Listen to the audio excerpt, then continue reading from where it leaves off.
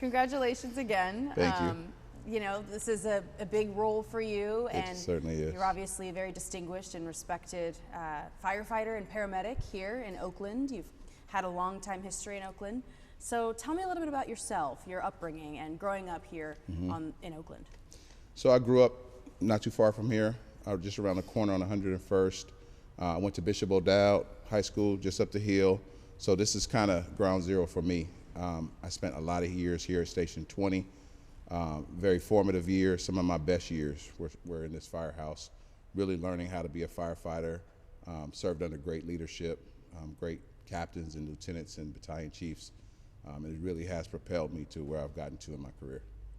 And at this point, tell me a little bit about the swearing in. Is that official? When does that happen? Yeah, so I was sworn in yesterday, but we're going to have an official ceremony probably the first week of November, where we can get everyone out and have a little bit of a celebration, new leadership, give our crews and our city dignitaries a chance to really celebrate the new leadership for the Oakland Fire Department.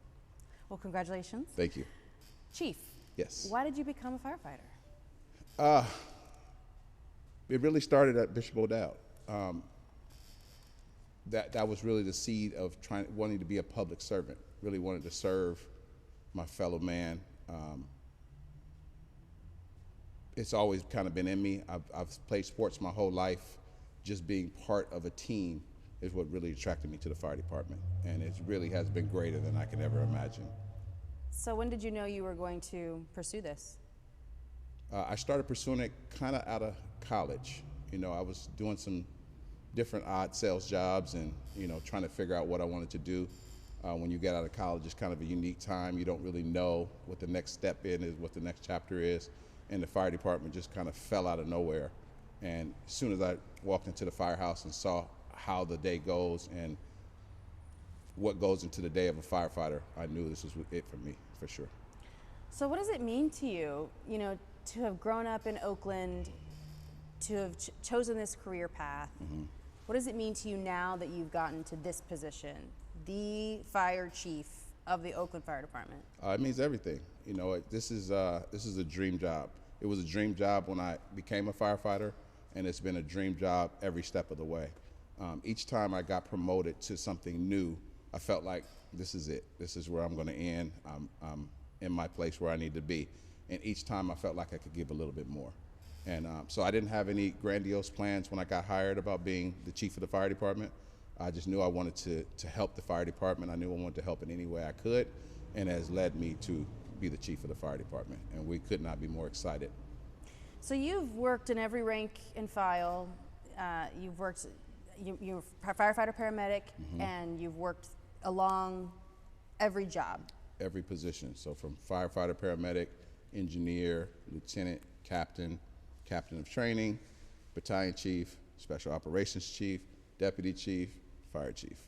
So what that has done for me is really given me a very unique perspective of every rank of our fire department. Every rank has its own kind of ecosystem, needs, wants, and I've been in each one of those ranks to understand what each one of those ranks requires, how we can help them be better, and what we need to do to help our department go forward. It must mean a lot to the people on the ground doing the work day in and day out that you understand their job.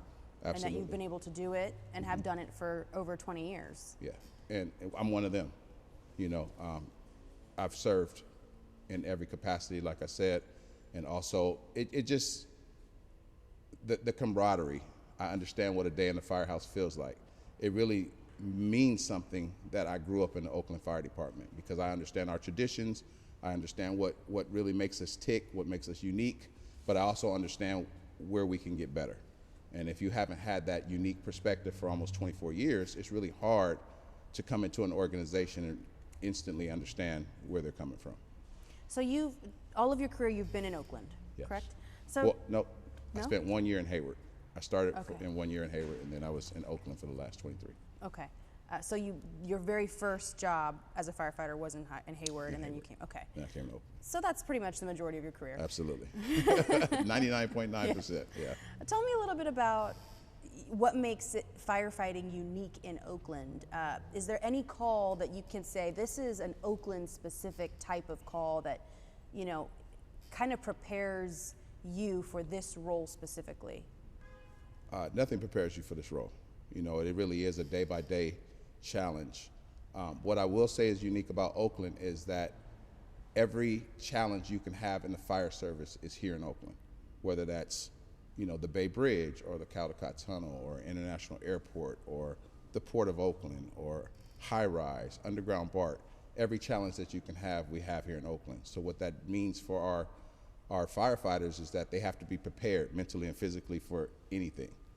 In addition to that, there's really about 10 cities in Oakland. You know, the experience you have here at Station 20 on the East End is going to be very different from the experience you have downtown at Station 1.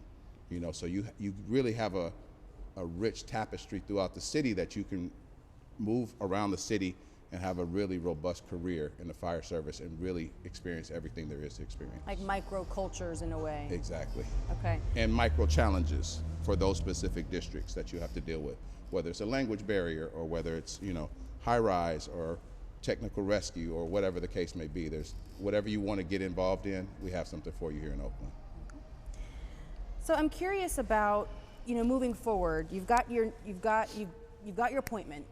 You're officially the chief. Mm-hmm. What do you plan to do with the department? How do you hope to change and innovate where we are now, and where do you see the department in 5 years? I know that's a very loaded question. Mm-hmm. Yeah, especially since I was sworn in yesterday. I really feel like our previous chief, Chief Freeman, changed our trajectory of our department. We were on a road of, you know, not getting things accomplished that we know we should be getting accomplished.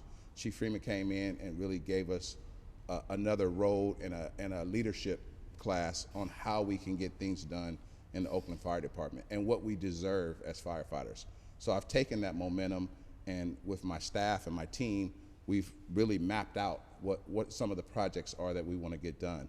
I know that we have a lot of requests, needs in the fire department, but we also understand that everything nowadays is data driven. So we're really in the process of collecting data. We're doing a standards of coverage survey and project to see are our firehouses in the right place? Are we adequately equipped to respond to the challenges of Oakland? We haven't had new fire service in over 40 years, so some things need to change. Our apparatus, we need to upgrade our apparatus.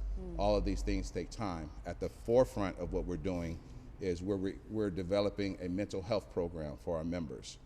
We've noticed that suicide rates in the fire service are spiking dramatically, but post-COVID, people are having some challenges, and they're not sure of where those resources are that they can tap into to help them. So we're making sure that we have resources available to them to help them with the challenges, the everyday, day-to-day challenges of being a firefighter, and what that means when you leave the job and go home and have to deal with your family and outside challenges. We're also dealing with staffing issues. You know, staffing is always a challenge for every fire department. Mandatory is way up there, and that gets into that work-life balance that we want to address. So we're hiring. We've got a SAFER grant for $27 million. We have an academy that's going to start in March, and we have 2 more academies lined up behind that. We really want to be aggressive with our staffing so that we can get people to get to the point where they can do their 2 shifts and then go home and have work-life balance. So, you know, you talked about mental health, you talked about staffing. I want to go back very quickly to a comment that you said about not having new fire service for 40 years. Can you expand on that? What does that mean? Yeah, so we continue to hire, but as Oakland has gotten bigger, the population has boomed. You see high rises going up, you see brand new communities going up, Brooklyn Basin. We haven't added additional fire service. So the same 25 engines and 7 trucks we had 25 years ago, that's the same staffing model we have. So as the city gets bigger and there's more demand on the 911 system, we want to make sure that we're able to meet that demand, and that requires us having additional firehouses. So are you hoping to, in your time, open and have a new engine company and truck company? You wanted to develop a new house? Absolutely. More than one house? As needed. Okay. You know, as our community, it really is, and that's why we're doing a standards of coverage, because we don't want to guess at how many we need. We want to use the data, have a data-driven model, so that we can see this is where our new firehouses should be. This would be most impactful. Here's how we can, you know, deal with that work-life balance by getting people not to get up 5 or 6 times at night, because we have additional workforce to help take those calls. So everything we're going to do is going to be data-driven, but we know for sure when we get that data back, it's going to tell us that we need additional fire service. Yeah, I mean, I think it's really important. You mentioned mental health. It's really important that as a city, you know, as a civilian, I think it's extremely, extremely valuable for the first responders in my community to get the rest they need, to get the attention that they need. Right. But I also know that fire service doesn't always open themselves up, members of the fire service. Right. I know that people tend to be a little bit more closed off, maybe a little hardened. They see a Right. lot, They see you a know. lot. And I don't want to generalize, but that tends to be the culture of the fire service. So I'm curious what ways you're hoping to allow people to open up. Is there a peer service that you're working on? Yeah. Does that already exist? So we have peer support. We also have CISM, which is Critical Incident Stress Management teams. If you've had a call that was a really challenging call, or one that will kind of overwhelm the crew, we'll have our CISM team respond, and just taking the taboo off the conversation. For so long, the majority of my career, you know, you go to a gruesome call, you come back, you wash your hands, and you sit down and you finish your dinner, you know, and that's just not normal to have those type of coping systems. And then people would get off work, feel overwhelmed, and then they'll figure out other ways to cope, which aren't healthy or productive. So we're really just bringing the conversation to the forefront. We're offering different services, employee assistance program, counseling services that you can go to. We're just arming our crews with the resources they need to be successful and to learn how to deal with these challenges, you know, in a healthy way. You mentioned also staffing and the mandatory overtime that's currently in place and has been in place for quite some time. The city, it's no secret, has gone through quite a few budget restraints, and the fire service has felt that. I would like for you to, if you don't mind, sharing a little bit more about how you hope to change the direction of the fire department when it comes to dealing with these budget restraints, when it comes to, I know you mentioned the grant that's already coming, and the 35 new firefighters that are set to come. How do you hope that you can kind of pull out of that financial hole, so to speak? Yeah, I think we're all in the same hole citywide. You know, every department needs additional staffing. It's not just the fire department. But what we're doing is we have to be creative about our ask. You know, while we're hiring firefighters, a big piece of that staffing issue is people are off injured or off on long-term leave. So we're addressing those issues as well, trying to get people the opportunity to get back to work sooner, as well as hiring. So it's not just one thing that's going to happen that's going to solve this problem. It's got to be a multi-pronged attack, and that's what we're working on, making sure that people are healthy and happy and they can come to work and work in an environment that makes them feel good about where they are. But we also have to make sure that when people are off injured and they're trying to get back to work, that we're facilitating that. Okay, so talk a little bit about these upcoming classes or courses, not courses, training classes. You know, 3, is that typical each year? How many do you usually get out of a year? So this is the first time we've actually had a budgeted academy in recent time. So every year we're going to have an academy of at least 35 or more, depending on our staffing levels, so that we can continue to replenish our staffing model. The 3 years is based on a SAFER grant that we received for $27 million. It pays for 35 firefighters a year for 3 years. Okay. So we're going to continue to hammer away. It makes our department extremely young, so that brings other challenges. But we need to get bodies in the seats so that we can make sure that we can send our people home and get to that work-life balance. Yeah, I mean, you make a good point about the age gap that might exist there. Are there plans or, you know, innovative ways that you'll plan to train them up to the level of a seasoned veteran firefighter? Yeah, and the only way to really get to be a seasoned firefighter is to spend time in the firehouse, and it takes time. You know, there's no fast forward button that we can push, and people are suddenly trained and able to, you know, respond appropriately. We have very strong academies, so entry-level academies. We train them up the best we can over a 20-week period, but we also have continuing education. If you want to be an engineer, we have an engineer's academy or a lieutenant's academy or a battalion chief's academy, where we're teaching you, continually teaching you how to step into these leadership roles and be effective and not feel like you're, you know, kind of in the deep end of the pool right away. I'm curious if your department either already does this or is planning on implementing training that is in-service training, or training that exists while there's a lull, or, you know, there's some time in between runs. I wish there was a lull. In Oakland, we don't have a lot of lulls, but yes, we do a lot of in-service training. We have specified training where you need to come down to the training division to do it, but we also have a lot of in-house training where we're training individually with our crews. We have specialty teams, so we have a heavy rescue team downtown. We have a hazardous materials team, swiftwater rescue team. So they all do individualized training in addition to the department-wide training that's required. Okay, yeah. That's awesome. And I'm curious, you know, there's some programs that have happened or that have been implemented over the time that Chief Freeman was the chief. One of those is macro. Yep. I'm curious where that stands today and the goals that that you have for that program as well. Yeah, great question. Macro just finished their 18-month pilot. So Macro initially started out as a pilot program. They've recently finished their pilot. Now we're reinventing our service model for Macro. So as we come into year 2 of Macro, we want to know what the public thinks of Macro so far. So we've reached out. We're going to have some public forums where people are able to speak to us about Macro. Just as importantly, we want to speak to them about, here's what Macro actually does. You know, there's a lot of conversation out there about what people think Macro does, but oftentimes they're a little bit off base. So we want to make sure that we're reaching out to our citizens and our constituents and making sure that they understand, here's how you can reach Macro, here's what Macro can do for you, and we're going to build Macro out to be a much bigger, more robust program than we even have now. It's just improving what the pilot program already got started doing. Absolutely. And we're hiring an additional 16 members for the Macro team because we want to have more shifts. We want to have a bigger presence throughout the entire city of Oakland. So tell me a little bit about what the Oakland Fire Department plans to do in terms of the homeless population. There have obviously been a lot of encampment fires, especially all over the Bay Area, but here in Oakland, is there any plan to help mitigate that?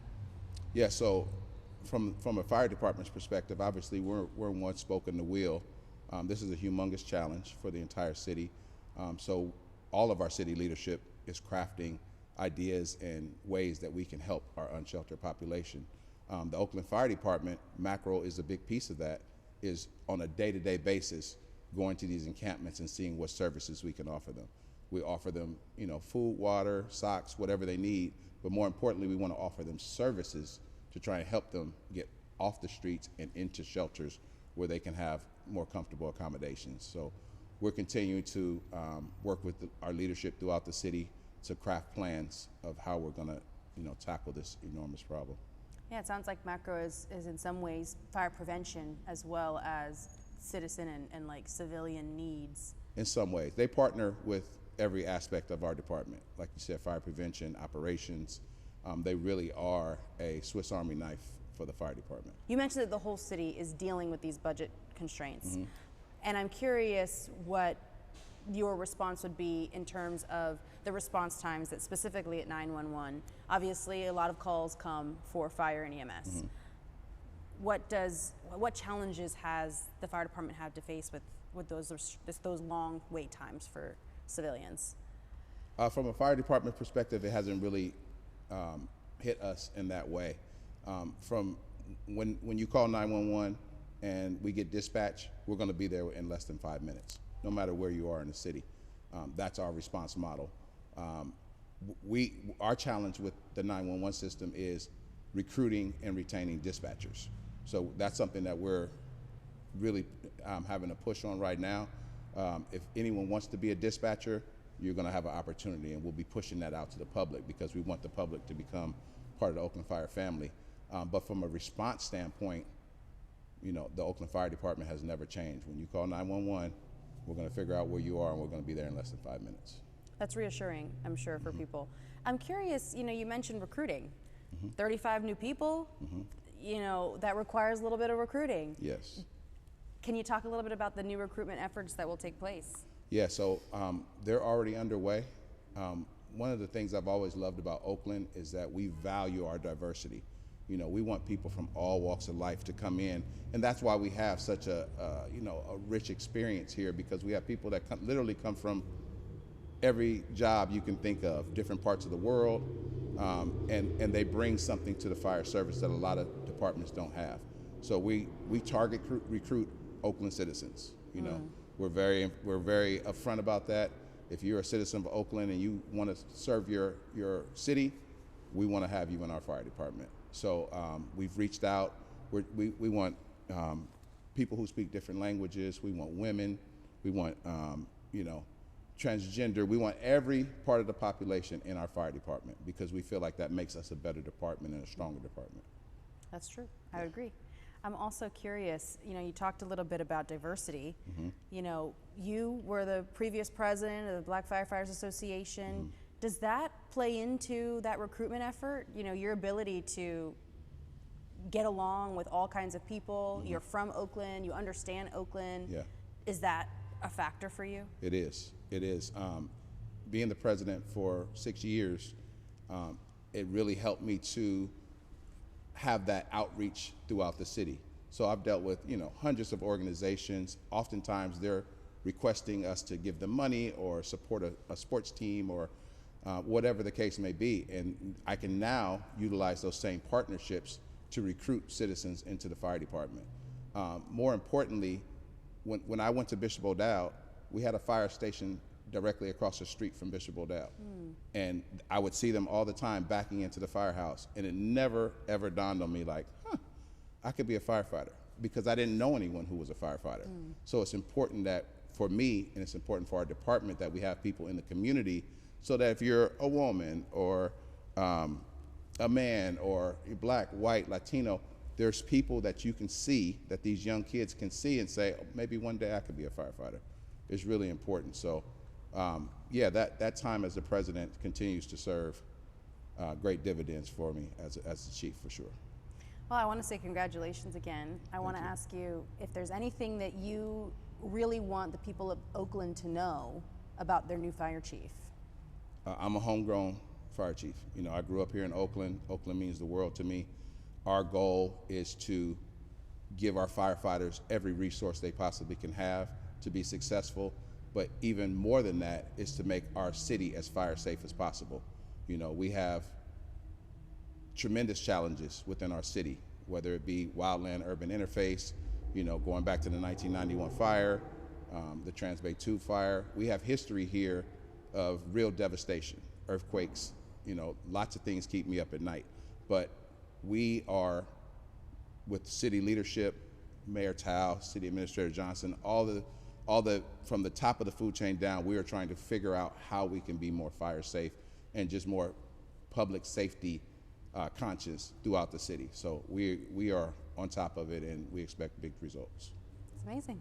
Yeah. Well, I hope to see all the great things that you plan to accomplish, and I'm sure I will cover them, and KTVU will cover them. I hope so.